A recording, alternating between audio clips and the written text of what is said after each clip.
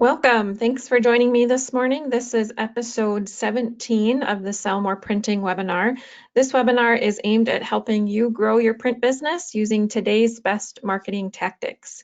I'm Rachel Neese. I am the marketing director here at Marketing Ideas for Printers. And in this episode, we're going to look at understanding SEO and 4 tips to help you rank well. That's right. We're going to talk all about SEO. We're going to unpack what it is. We'll look at and decipher some SEO jargon and then give you some tips that you should be mindful of to rank well in regards to SEO. So I realize that I'm already talking in acronyms. So first things first, what is SEO? SEO stands for Search Engine Optimization, and the experts, or otherwise known as Google Knowledge Path, they define SEO like this. SEO is the process of maximizing the number of visitors to a particular website by ensuring that the site appears high on the list of results returned by a search engine. So in more plain English, or in other words, it simply means getting your website and content seen in your print buyer search engine results.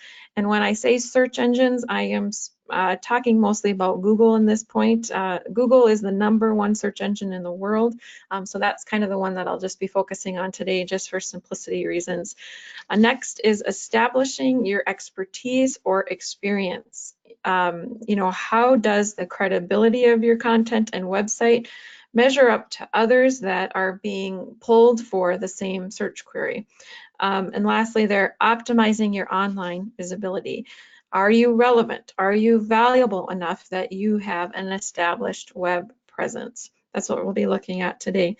Another acronym that you might see or hear in regards to SEO or how Google determines if a page will rank well or not is TAAR, or TAAR. TAAR stands for Trust, Authority, and Reputation. Sometimes you'll see the word relevance instead of the word reputation, but this is what the search engines are using to determine if it's a quality web page and if it should rank well or not.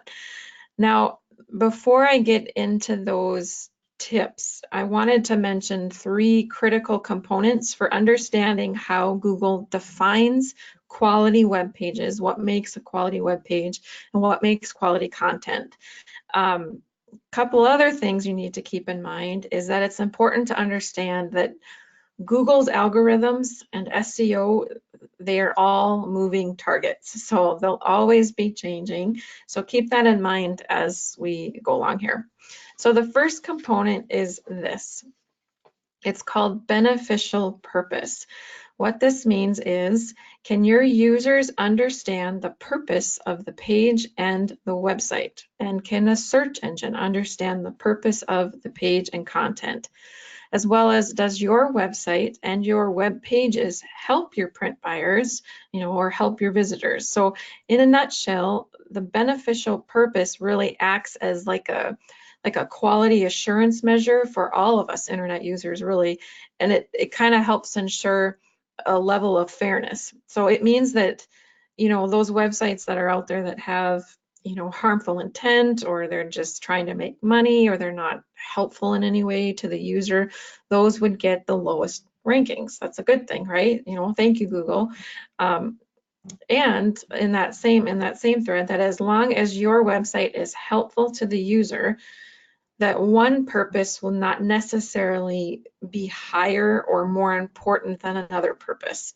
So what that means is that your print website, it has the opportunity to rank just as high as, say, the encyclopedia pages or a major competitor covering the same print topic. Okay, that's kind of how they use it to provide that level of fairness and act as a beneficial purpose. Secondly, Google determines quality through another acronym called EAT, or EAT. EAT stands for expertise, authoritativeness, and trustworthiness. I'm going to dive into those a little bit deeper here. So for expertise, is the content creator an expert on the topic? And can they back up their expertise through credentials on the website? This is why you know, your content, your things like your company history, your About Us sections, all of those things are really important to keep those up to date on your website. Those are the types of things that help establish your expertise, and it also helps Google determine things like, you know, you're not actually a vacuum salesman who's clueless about all things print, and you're just trying to, you know, pawn yourself off as a print expert to earn some extra money or credibility online, you know, to keep those sites clean, that you're not actually a hacker. Next is authoritativeness. For this one, Google is checking on the authoritativeness for the content itself and the website that that content appears on. So if you're thinking, well, I mean, yeah, I'm a pretty good printer, but I don't know if you'd call me an authority on the topic, don't let that one freak you out, okay? So it simply means that you're accepted and you're recognized as an authority in your field. Or to pull that back even further, that people know who you are, that they think you're a good resource for print information.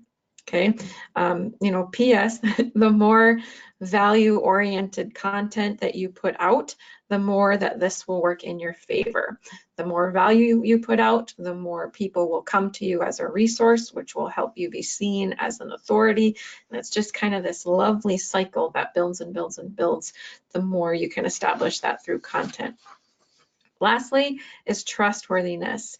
Trustworthiness is exactly as it sounds. So it means that the content and the information you're providing on your website is both honest and accurate. Okay, you're not trying to pull one over or, you know, say things that are just flat out untrue. It also means that you're providing the necessary security for the exchange of information that will probably happen on your website. A good example of the security measure here is having an SSL certificate on your website. That's another acronym, another jargon term here. It simply stands for a secure sockets layer. And for the sake of time, I'm not going to go into an SSL certificate in this webinar, but if you pop back to episode 16 of this webinar series, it covers an SSL certificate more in depth there, as we're talking about building trust in marketing in general. So that'll give you some more information on that one. Now, the last component I want to mention that Google uses to determine quality and ranking are a thing called YMYL pages, or your money or your life pages. This one, it's not as big of a deal or big of an issue for you, more than likely, simply because of the type of content a typical printing company would have on their website. But because it's kind of a high stakes type of content for Google, I still think it's important to note and that you should know about it.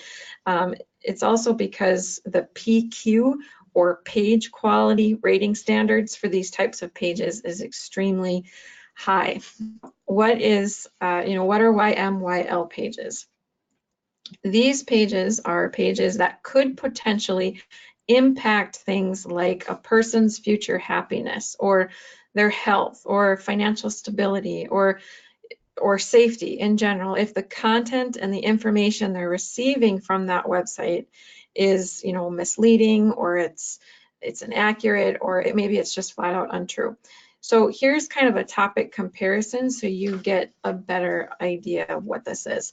So your money or your life topics would be things like news, current events, government, law, finance, health and safety, whereas YMYL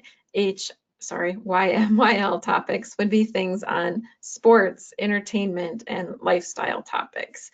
The idea here is that, you know, if you get bad law or health advice from the content you read online, it could potentially directly affect your money or your life in a negative way. Whereas if you get inaccurate celebrity gossip, that may cause you to distrust the website or the source, but it's not going to directly affect your money or your life. I mean, I guess unless you're the celebrity that they're gossiping about. So keep these things in mind when it comes to your money or your life topics. The first is this, that high-risk content requires high or great expertise. on YMYL pages. This is not the type of content that you want written by, your part-time after-school high school employee. This is where you want that relevant expert on the content of this type. Next, be aware that these types of pages require the highest levels of EAT, or expertise, authoritativeness, and trustworthy. That's because these are kind of the the high stakes pieces of content. They're the ones that are most scrutinized by Google because they could have the most impact on someone's life. So, why it all matters. If you're feeling a little overwhelmed already or your brain is hurting, let me explain why all of that stuff I just said matters. Sometimes SEO is approached as very formulaic, as in, how can I learn all of the tips and tricks, and how can I cheat the system by, throwing in a gazillion keywords in the coding, and or all that type of stuff that will boost my website to the top. But SEO isn't really as complicated or as sneaky as you might think. That's the part I want you to remember here, especially if you keep that key ingredient in mind, that if you focus on the beneficial purpose of a website and all the content that's on it being helpful to your visitor, you'll be okay. Start there, work there, and then you can start to add in some other additional things. It's this line of thinking that should direct your overall approach to SEO. Okay, we're gonna move on to some tips. So instead of spending thousands of dollars on a formula, okay, start with that key ingredient, with how to increase value for your visitor. That's the type of things that these tips are going to be built around. A quick side note and a translation.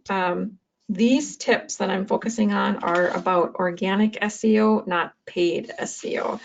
So to help you out here, organic SEO simply means that your search engine results are natural, they're unpaid for rankings, whereas paid SEO is based on PPC, or pay per click results. HubSpot defines paid search as allowing you to pay to have your website displayed on the search engine results page when someone types in specific keywords or phrases. Okay, so just wanted to make that clarification with these tips. Okay, number one, the first one here is to optimize your website for mobile. We are a world on the go, right? And your print buyers are looking to access your website. They want to read your content in your emails from their phones and their tablets. And they expect that the same experience they get when they're online on your website, whether they're on a desktop or they're mobile, that those should be the same kind of experience.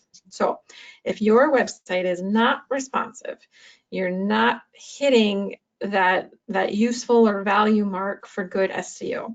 So when is the best time to update your website to be mobile responsive? That would be yesterday.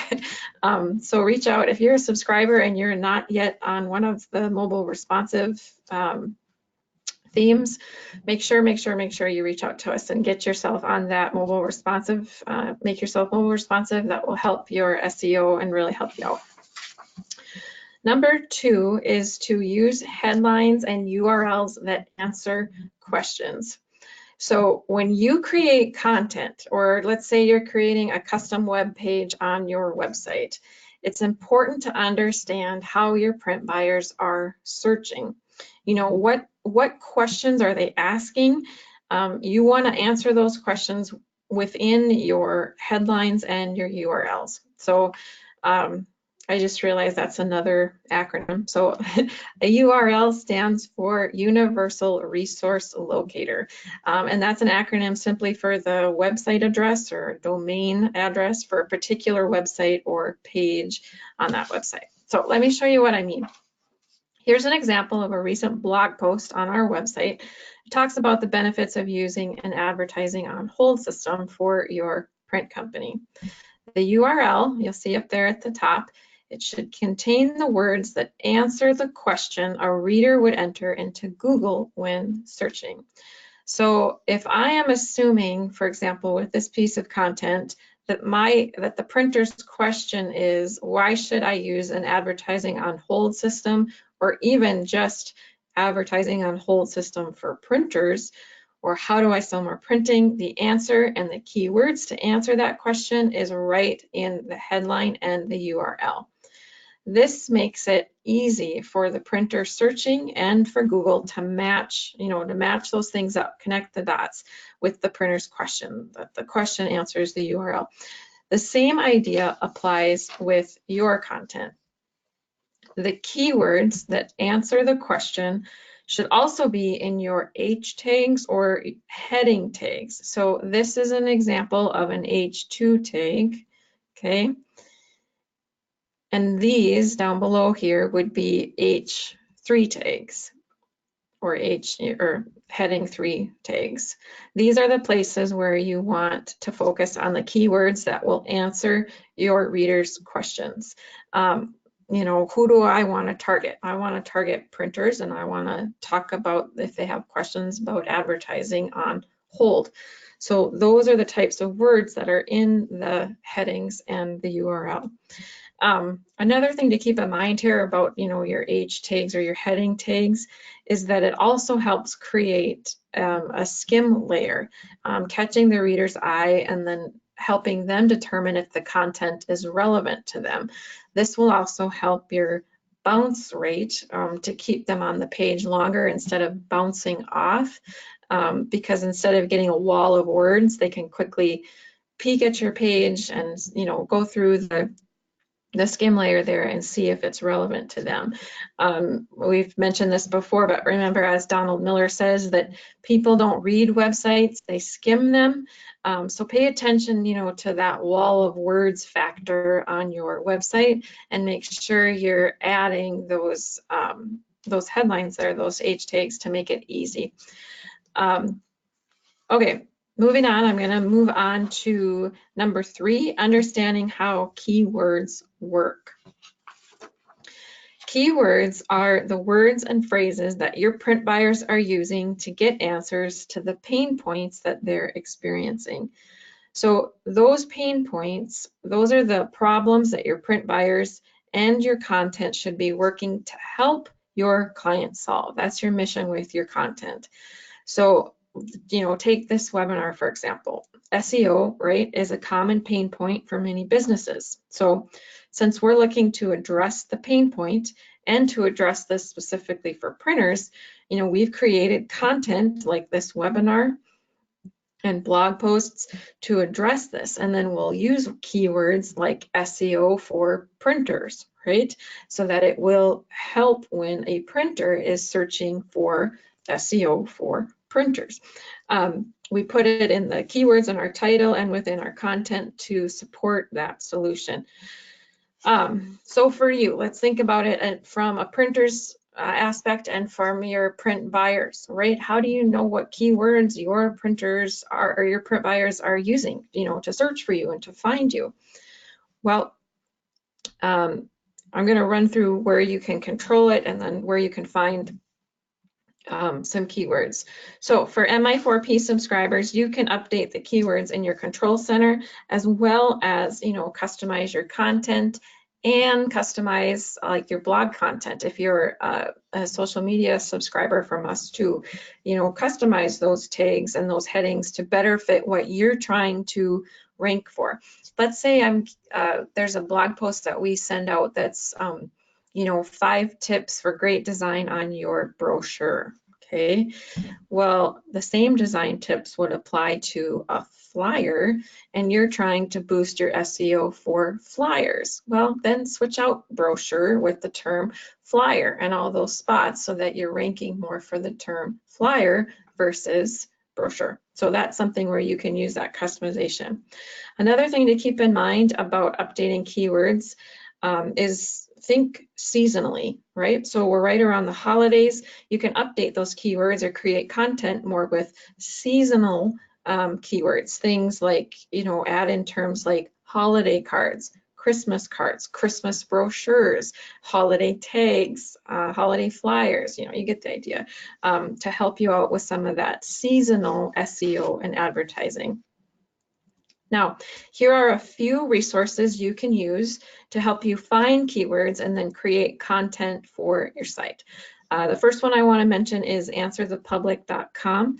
Answer the Public is a really pretty cool website. It's free up to a certain number of searches per day, and then after that you can pay for premium if you want. But what it does is it displays search terms and phrases for certain keywords. It works like this. So I typed in the word brochure here, and it displays what users are searching for around that term. So if you look in that wheel there, it's got, how, are, why, can, all that stuff. But if I were to keep scrolling down this page, it would show prepositions, it'll show comparisons. It just gives you a ton of content for things people are searching for around that term. So I noticed there that under R, it says, are brochures effective for marketing a business? Well, boy, that's a blog post, right? I can just take that and say, I'm going to create content that's 5 impossible to ignore reasons brochures are effective for marketing your business, right? And I can just build it right around the things I know are being searched for and connect those dots. So that's one. Another one that you can use is Quora and other online forums. Those are also good places to get keyword and content ideas for better SEO. And it works like this. So you can search for terms like I need help or please advise within certain categories. So for example, you could search within the direct mail category for the word help or I need and see what questions are being asked for help around direct mail. Then you can take all those questions and work through creating content and answering those questions. You can, if you're not a blogger, you don't want to create content, look at your FAQ or your frequently asked questions sections, start adding some of those questions and answering those questions. That'll help with your SEO, creating that value. Next one I want to mention is Google Trends. Here you can insert a search term and see things like what the interest level is over time for a specific topic. You can also see related search queries, etc. There's so much information on this page, I just kind of screen capped one section, but there's a bunch of information on there. So good news on this one, I put the search term in for print marketing, and you can look how the interest level for print marketing has increased, especially over just the last 6 months, right? So good news for you. But Google Trends there has some good information for you. Next one, this one is pretty unscientific, but you can learn a lot just from being observant and looking at Google's related search terms. So for example, if I type a product or service into Google, at the bottom of the search results, it'll list related search terms. So if I put in brochures, well, other related search terms down below there are things like brochure templates, cheap brochure printing, how to make a brochure.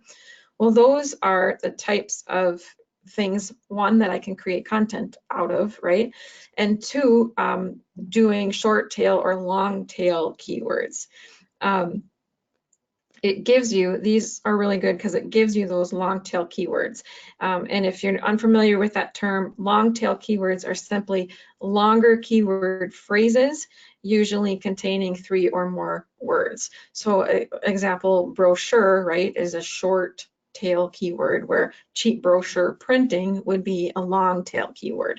So the things that you're putting in the back of your website SEO settings and your content, you can start working on adding in some of those longer keywords. Another thing I wanted to point out just on this one, every one of those searches that I put in, right, has something to do with templates, okay? Templates are a big deal. So if you have templates that you can provide, use those templates as a hook, as a way to get people in and help with that SEO. So I guess that's kind of a plug for the artwork layout templates. If you don't have those, those are a really excellent tool that provide those templates, and then you can use them for your SEO and for your content.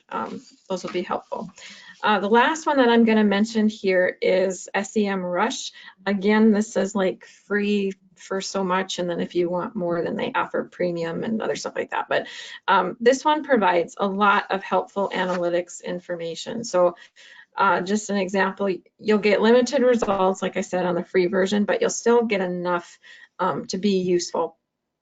Here I just put in randomly one of our printers domains, and I just took a screen cap of just a few to see kind of what they're ranking for. So these are the keywords that this particular printer is ranking for. This SEMRush is also going to tell you things like, organic search position, main organic competitors, referring domains, and backlinks. Okay. So speaking of links, that's the last tip that we're gonna cover. I maybe should have split this webinar up because there's so much that could be covered. So maybe I'll have to do an SEO part 2 in the future. But just thanks for sticking with me, even if I go over our time here a little bit. The last one here is building links. When one website links to another website, it's called a link. Okay, I'm sure you're aware of that. Links are important for SEO because search engines like Google use them as a way to gauge or measure a website's relevance and authority. These are the types of links that you should be aware of. The first is an outbound link. Now, an outbound link is when you link from your website to another website. Here's an example. This is a screenshot from our SEO cheat sheet on our blog. The links here are linking to another website, or they're taking you off of the Marketing Ideas for Printers website and over to another website. The main thing to remember here with outbound links is this. Be sure you're linking to an authoritative site, okay?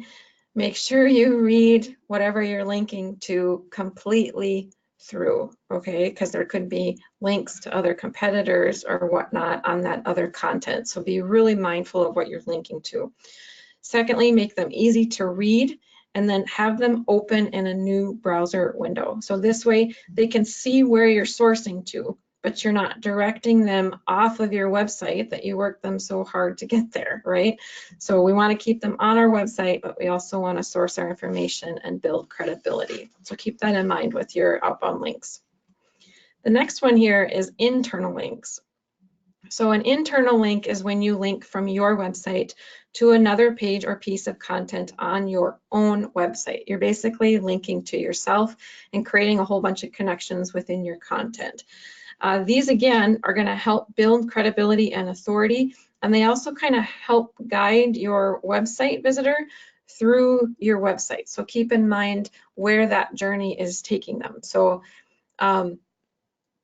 an example of this would be you have a blog post that's talking about brochures and you link to the brochure order page, right? You want to tell them about the brochures, but then you want to direct them to actually order a brochure on your site. So that would be an internal link where you're guiding them.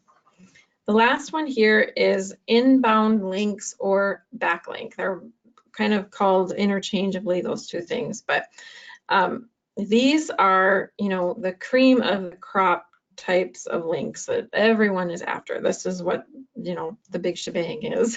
This is because these links are really the biggest indicator that your website is an authority, on whatever it is that you're talking about and that you're credible. The more of these types of links that you have, the higher results that you're going to have on the SERPs. So SERPs is another acronym. It's SERPs, and that simply stands for Search Engine Results Pages. So like page 1 of Google, page 2 of Google, that type of thing. So how do you get backlinks, right? Well, there's a couple of ways you can do this. The first is by creating things like linkable assets that are helpful, right, and share worthy. These would be things like infographics or list posts, quizzes, why posts, those how-to posts, videos are another thing. Those are the types of things where people are going to link to them in their own content. Great one here for printers would be like a paper guide, right? Or paper sizes guide, tips for business cards, things that they're gonna use, that companies would use when ordering their printing. The second one there is contributor quotes. Andy Crestodina is famous for saying, somebody should always be waiting for you to publish your content. So that means that if you're publishing a blog, if nobody is included in it or a part of it, something's wrong. That you should have, you know, outside quotes or having people collaborate with you so that it helps to build kind of that network of those links. That's where it would be extremely helpful. So a contributor quote for printers, right, would be something, you know, say you have a business that had a postcard job, for example, that did really well, and now you're writing a blog post on tips for using postcards in your marketing strategy. Well, that's where you want to reach out and ask for that client to contribute a quote to an upcoming blog post you're doing, because they like the added publicity. It helps for you, and usually people are more than willing to offer to give you a contributor quote and get their name out there as well. The last one there that I'll mention is ultimate guides. These are things like cheat sheets, ebooks, reference type things that people would share. Another one, I was just thinking of it, is you know, like images on social media. You could take an image and put a direct mail statistic on it with your logo.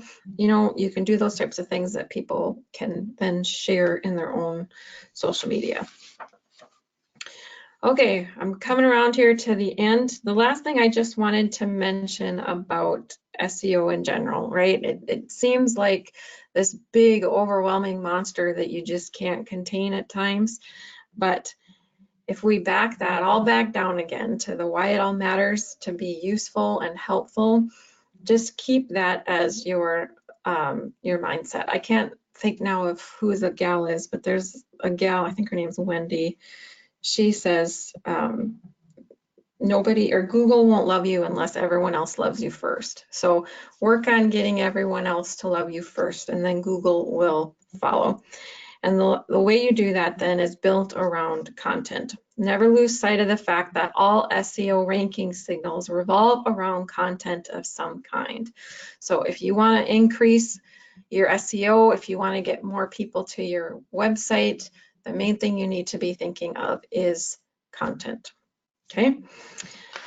Okay, so I came to the end here. Thanks for joining us for tips to help you sell more printing.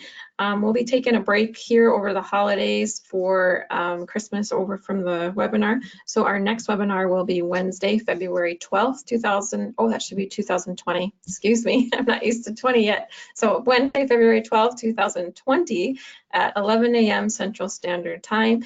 If you have questions or comments or future topic requests, you can reach us at 701-241-9204, or feel free to email me directly at rachel.neese@mi4p.com. Thanks so much for joining us, and I hope to see you back here in February.